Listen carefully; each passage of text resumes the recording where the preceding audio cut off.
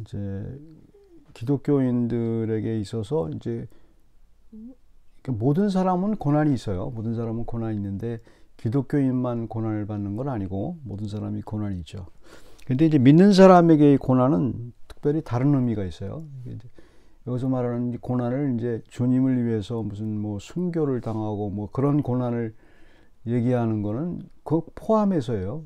항상 이걸 주의 깊게 생각해야 될 게, 꼭 믿는 사람들에게 있어서의 모든 문제는 그 주님과 함께 하고 있다는 그거 외에는 다른 게 없어요.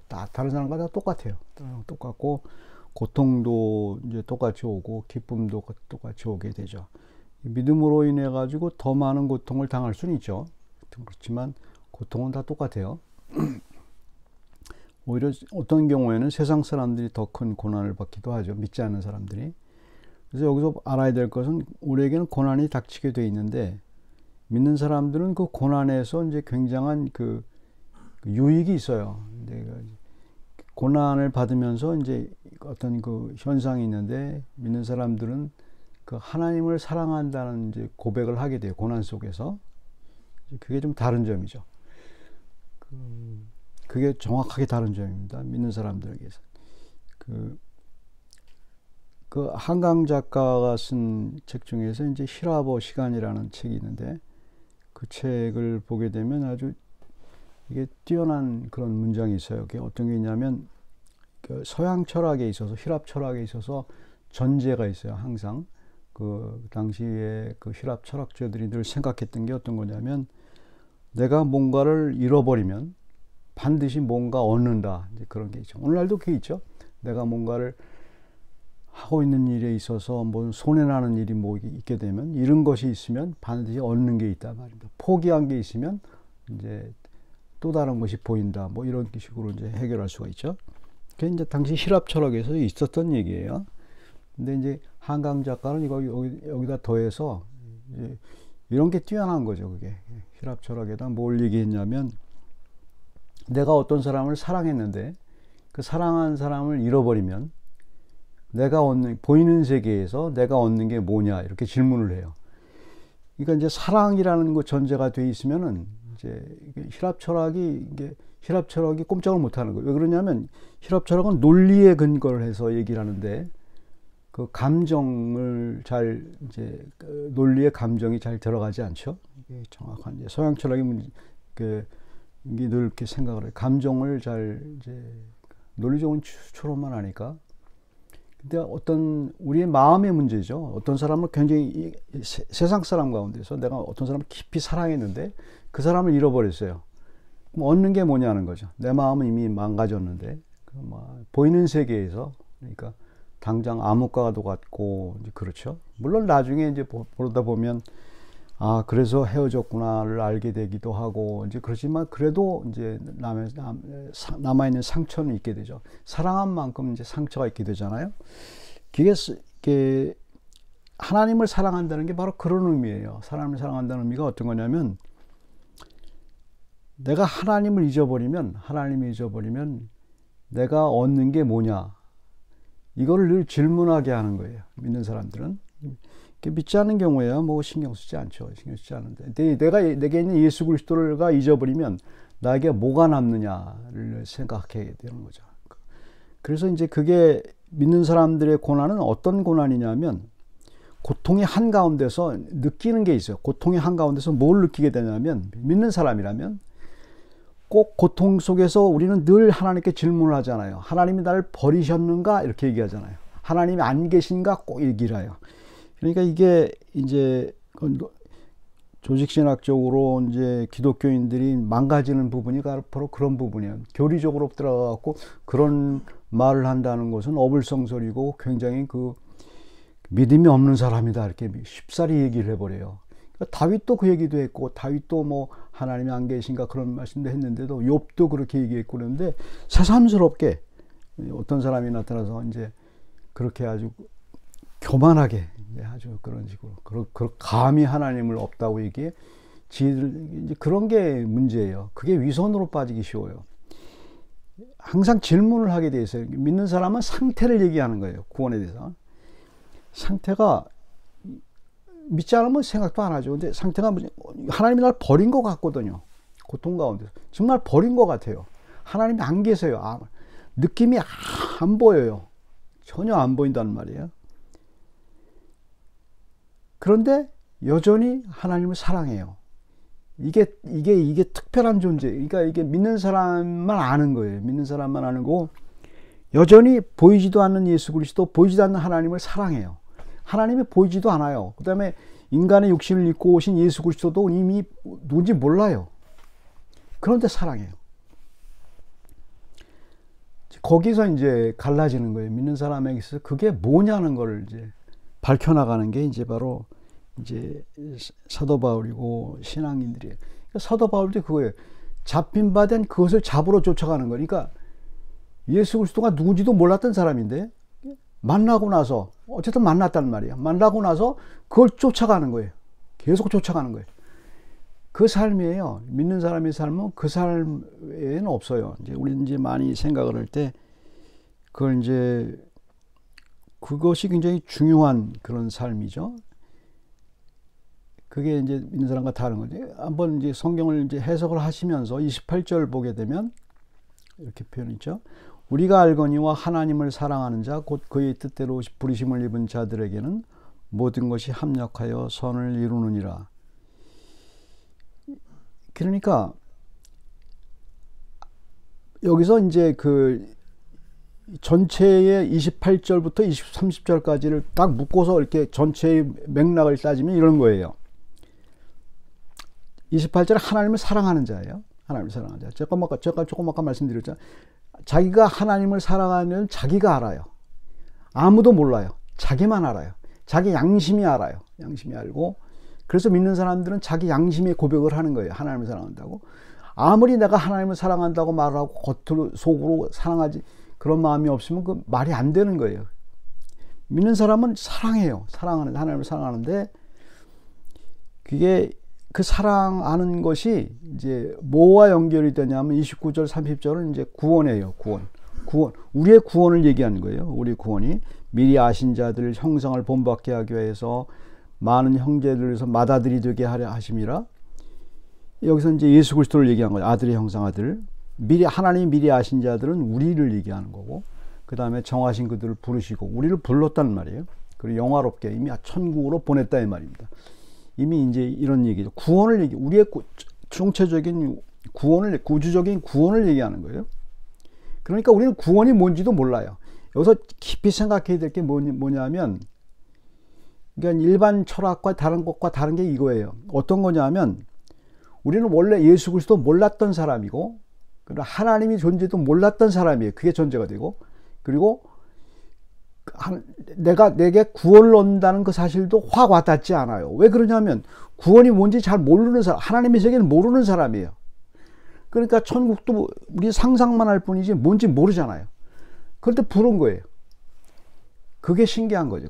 그게 신기한 거죠. 그래서 그걸 놀랍다고 표현하기도 하고 이제 그런 거죠. 믿지 않는 사람들은 천국을 간다며, 그럼 천국을 좀 보여봐 이렇게 얘기하잖아요. 우리는 보이는 게 사실 보게 되면 이 세상의 언어로 얘기할 수밖에 없는데 아주 그게 완벽하진 않죠. 하지만 그 천국이 있다는 걸 알고 하나님 날 불렀다는 걸 알잖아요. 어쨌든 하나님을 사랑하는 자는 구원받은 자예요. 이제 자기 구원의 확신을 얻는 가장 좋은 방법 중에 하나는 자기 양심이 알아요. 보이지 않는 하나님을 내가 사랑하는가 이렇게 생각해 본다. 근데 세상 사람들 사랑한다는 표현을 갖다 윤리로 얘기를 해요. 윤리로 얘기해서 네가 하나님한테 뭘 사랑한다고 해? 뭐 한 게 있다고 하나님을 사랑해? 이렇게 얘기한단 말이에요. 그건 세상의 논리예요. 나는 몰라요. 나는 죄인이고 나는 한 게 아무것도 없어요. 그런데 하나님을 사랑하는 내가 알아요. 양심의 고백이에요. 그게 중요한 거예요. 그거는 믿는 사람이에요. 그 사람은 구원받은 사람이라는 것을 여기서 얘기하고 준 거예요. 28절, 30절까지. 분명히 알으라는 거예요. 그 사람은 구원받은 사람이니까. 그러니까 그 구원의 확신이 뭐 그런 얘기 할 필요도 없는, 거기서 이미 논증이 되는 거죠. 그러니까 이제 28절하고 이제 쭉 나오는 게 구원에 대해서 얘기해 준 거죠. 그 다음에 28절에 이제 중요한 규절이 하나 있죠. 우리가 알거니와 하나님을 사랑하는 자 곧 그의 뜻대로 부르심을 입은 자들에게는 모든 것이 합력하여 선을 이루느니라. 여기서 모든 것이라는 것은 여기 로마서의 문맥에 보면 고통을 말을 해요. 우리 고통당하는 거. 고통당하는 것이 합력해서 선을 이룬다는 거예요. 물론 이제 이 문맥 외에서 이렇게 따져보게 되면, 로마서 문맥 보게 되면, 우리의 모든 것, 즐거운 일, 기쁜 일, 고통스러운 일, 이렇게 다 합력해서 선을 이루어요. 하지만 요 문맥에서는 이제 로마서 8장에 있는 고난을 얘기했거든요. 믿는 사람들의 고난을. 믿지 않은 사람의 고난과 뭐가 다른가를 얘기하는 거죠. 그런 경우에서 믿는 사람들에게는 그 고통도 합력해서 이제 그 선을 이룬다, 이제 그렇게 얘기하는 거죠. 근데 그 고통을 선을 이루는데, 이제 쭉 한번 읽어보세요. 28절, 29절, 30절. 자, 하나님을 이제 여기서 내가 하는 행위, 이거 성경 문맥을 볼 때는 이제 그 따져서 봐야 돼요. 28, 29, 30절을 제가 말씀드렸죠. 28절은 하나님을 사랑하는 자는 이제 하나님 이미 나는 구원받았다 이 말입니다. 이 구원이라는 표현을 썼을 때, 구원이라는 표현을 쓸 때 내가 한 일이 뭔가를 보세요. 내가 뭘 했나? 구원받기 위해서, 혹은 구원받은 후에 내가 뭐를 했나? 뭐 어떤 걸 해야 되는가? 자기의 work. 그러니까 그걸 한번 찾아보세요. 그게 있는지.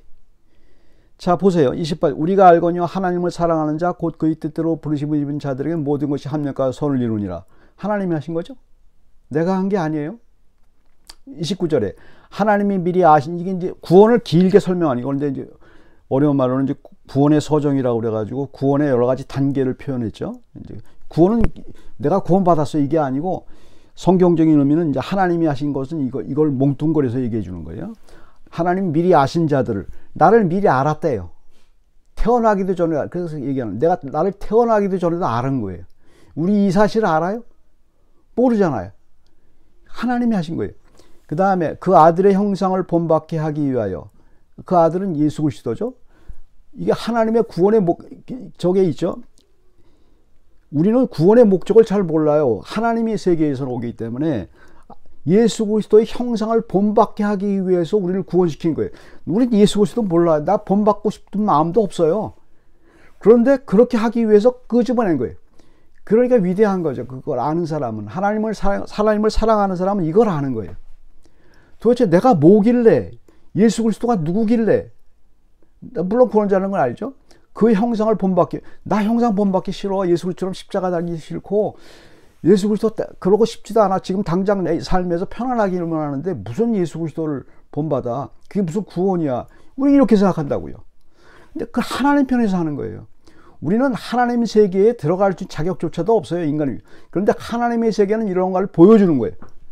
자기와 같이 교제 나누자는 거예요. 하나님 신의 세계로. 하나님이 인간을 만들었을 때 제일 중요한 것은 교제를 나누는 거예요. 하나님과. 하나님의 세계에.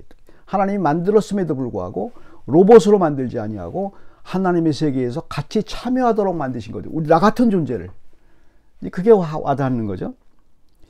그러니까 예수 그리스도가 누군지도 몰라도 그 형상을 나 본받기 싫어. 예수 그리스도 본받기 싫어. 지금 당장 내가 힘든 문제가 있는데 무슨 뭐 본받아. 그렇게 한다는 거예요. 그게 내가 하는 일이 아니잖아요. 나는 예수를 보고, 하나님이 그렇게 하시겠다는 거예요. 미리 정하셨다는 말입니다. 이걸 또 내가 의지도 갖기 전에, 예수 그리스도를 혹 어떤 사람, 나 예수 그리스도로 살게, 이런 의지도 갖기 전에 미리 그렇게 갈 걸 안다는 거예요. 하나님이. 내가 한 게 아니잖아요. 그 다음에 그러 많은 형제 중에 받아들이게 되게, 이게 또 재밌어요. 예수 그리스도가 나의 킨, 나의 형님, 나의 오빠가 되는 거예요. 피를 나눈 사이가 되는 거예요. 이게 굉장한 뉴스예요. 이게 영적인 피죠. 그래서 우리 성찬식에 예수 그리스도의 피를 마시는 거예요. 그걸 영적인 피를 마시는 거란 말입니다. 같은 친족이라는 거예요, 예수 그리스도가. 친족이라는 의미는 무슨 의미예요?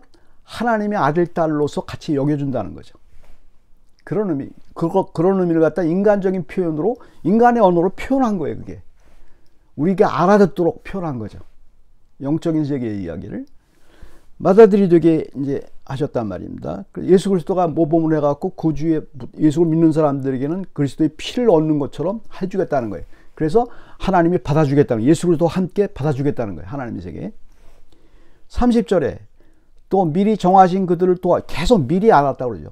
내가 의지도 갖기 전에, 내가 예수를 믿으려는 그런 의지도 갖기 전에 부르신 그들을 나는 부른지를 몰라요. 근데 예수 그리스도를 생각하고 부르신단 말이에요. 응답을 한단 말입니다. 예배를 드리고 그러잖아요. 의롭다 하시고 난 의롭지 않아요 절대. 근데 의롭게 해주세요. 예수 그리스도의 피를 통해서. 그 다음에 또 영화롭게 했다. 영화로는 천국에 갔다는 얘기예요. 천국에 갔다는 얘기인데 내가 천국이 뭔지도 잘 몰라요. 그런데 그렇게 갔단 말이에요. 여기서 내가 한 일이 뭐가 있어요? 눈을 씻고 찾아봐도 없잖아요. 내가 한 일이. 내가 한 일은 딱 하나, 한 일이 아니에요. 내가 느끼는 게 하나 있단 말이에요. 느끼는 게 뭐예요? 28절에 우리가 알거니와 분명히 안단 말입니다. 이 소리. 하나님을 사랑하는 자. 나는 하나님을 사랑한다는 거 그건 난 알아요. 그것밖에는 몰라요. 그것밖에 몰라. 내가 한 일은 한 일도 아니고 하나님을 사랑한다고 그게 마음속에서 막 오는데 그게 내가 무슨 일을 해요? 사랑이 무슨 일이에요? 아니잖아요. 북받쳐 오르 하나님이 싫어 그렇게 얘기했다가도 그냥 계속 하나님이 좋다는 거예요. 그래서 그냥 하나님 쪽으로 이제 마음이 가 있는 거예요. 그게 믿는 사람들이 이제 구원에 대해서 이제 설명해 주는 거예요. 예수 그리스도의 피가 우리와 함께 있기 때문에 이런 고백을 하는 거야. 내가 하나님을 사랑합니다. 그렇게 얘기할 때 그걸 누가 이건 물론 이제 로마서 8장이 저쪽에는 성령께서 그렇게 하신다고 표현을 해요. 근데 그것이 어떤 방식으로 하나님을 사랑한다는 그 표현 자체도 내가 하는 게 아닌 걸 여기서 표현해 줘요. 내가 하는 게. 나는 내가 하나님을 사랑한다는 것이 내가 하는 건 줄 알았단 말이에요. 이제 여기서 굉장히 전환이 필요해요. 성경에서 하나님을 사랑하는, 조금 아까 제가 말했던 하나님을 사랑하는 건 내가 느끼는 거라고 얘기했죠. 행동이 아니에요. 근데 이거 내가 왜 날 사랑하고 왜 내가 하나님을 사랑하는지를 왜 하나님이 그렇게 했는지 성경에 얘기해 주고 있어요. 그 진리가 바로 29절이에요. 하나님 미리 아신 자들을 또한 그 아들의 형상을 본받게 하기 위하여 미리 정하셨으니 그로 많은 형제 중에 받아들이기. 그러니까 하나님의 구원의 목적이 뭐예요?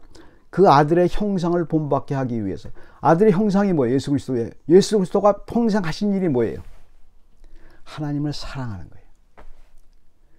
하나님을 사랑하는 거예요. 그러니까 우리를 어떻게 만들었냐 하면 내가 하나님을 사랑한다고 말을 할 때 무슨 얘기를 하는 거냐 하면 우리는 하나님을 사랑하는 사람이 아니에요. 하나님. 그런데 예수 그리스도의 형상을 본받, 예수 그리스도가 하나님을 사랑하잖아요. 신의 세계에서 성부 하나님을 성자 예수 그리스도가 그건 완벽한 사랑이잖아요. 그 사랑을 본받게 하는 거예요. 그러니까 나는 하나님을 사랑한다고 했는데 이게 내가 한 게 아니, 그거 자체도 내가 한 게 아니고 성경에 의하면 내가 한 게 아니고 이거 하나님 말씀에 하나님이 그렇게 얘기해 주는 거예요. 내가 한 게 아니고 예수 그리스도를 믿는 그 본받게 하기 위해서. 그러니까 하나님이 나를 구원한 거는 내가 사랑하는 것도 내 의가 아니에요. 이건 예수 그리스도 때문에 내가 하나님을 사랑하는구나. 그걸 아는 거예요. 나는 사랑할 자격도 없어요. 또 논리적으로 세상 논리로 생각하면 사랑할 수가 없어요. 왜냐하면 윤리적으로 엉망인 것 같고 아주 부족한 사람인데 어떻게 하나님을 사랑을 해요? 세상 사람들은 완벽해야 하나님을 사랑하는 거, 무슨 일을 착한 일을 해야 하나님이 사랑하는 줄 알잖아요. 근데 우리는 그거 몰라요. 그냥 사랑하는 거예요. 내가 한 게 아니잖아요. 논증할 수 있잖아요. 이건 내가 한 게 아니고 내 안에 있는 성령께서 예수 그리스도를 이렇게 받아들이게 하기 위해서 한 거 아니에요. 그러니까 성경의 세계는 우리가 모르는 얘기를, 하나님의 얘기를 하는 거예요. 성경은 하나님의 얘기를 인간의 언어로 표현했을 뿐이에요. 그걸 알아들어야 되는 거예요. 그걸 누가 알아들어요? 믿는 사람은 알아들어요. 그래서 성경은 믿는 사람들의 경제, 믿지 않은 사람들은 도무지 못 알아들어요. 그게 무슨 얘기인지.